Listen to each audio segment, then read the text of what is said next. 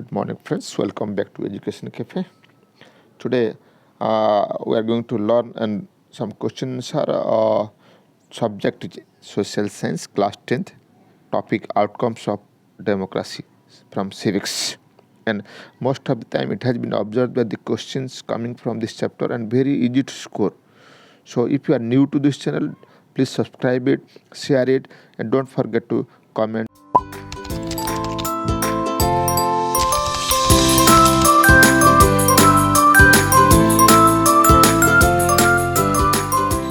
Let's start the discussion of question answer of this chapter, outcomes of democracy. Question number 1, how does the democracy produce an accountable, responsive and legitimate government? Very important question students, ध्यान देना है. Answer ये होगा, democracy produces an accountable, responsive and legitimate government by giving the citizens the right to examine the process by which decisions are made. The decisions are made according to norms and procedure which makes the decisions more acceptable to the people. Adding to this is the basic fact that in the democracy the people have a right to elect their own government, and the candidate which is elected is thought to be capable of enough to fulfill the demands of the people. Then question number 2, what are the conditions under which the democracies accommodate social diversities? And the answer is like this, students. Democracy accommodates social diversity when it is well understood that democracy is not just the rule of the majority, and that is the rule of the majority. It is not just the rule of single religious or social communities.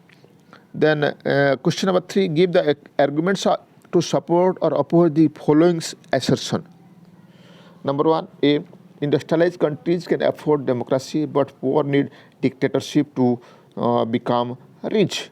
Now look at the answer. Industrialized countries can afford democracy but the poor need dictatorship to become rich. This statement is incorrect, as can be seen from the examples of India and Zimbabwe. In 1947, India was included in the third world nations, but now it is one of the fast growing economies in the world. On the other hand, Zimbabwe, which was a fairly prosperous nation, has run into huge international debt with the progression of the Robert Mugabe's regime. Question number B, democracy cannot reduce inequality of incomes between different citizens. This is the question number B, and we are going to find out the answer of the question. Democracy cannot reduce inequality of incomes between different citizens. This statement is incorrect. The Minimum Wages Act enacted by the government and other policies which regulate the basic price at which the agriculture producers and small industrialists sell their goods have helped increase the per capita income of the country, thereby making its citizens more prosperous. Question number C, government in poor countries should spend less on poverty reduction, health, education, and spend more on industries and infrastructure. Let's see the argument. Answer is, government in poor countries should spend less on poverty reduction, health, education, and spend more on industries and infrastructure. This is not a wise option, as in poor countries the people cannot afford health and education service. Now question number D, in democracy all citizens have one vote, which means there is absence of any domination or conflict. And the answer for this question number D is like this. In democracy, all citizens have one vote, which means that there is the absence of any domination and conflict.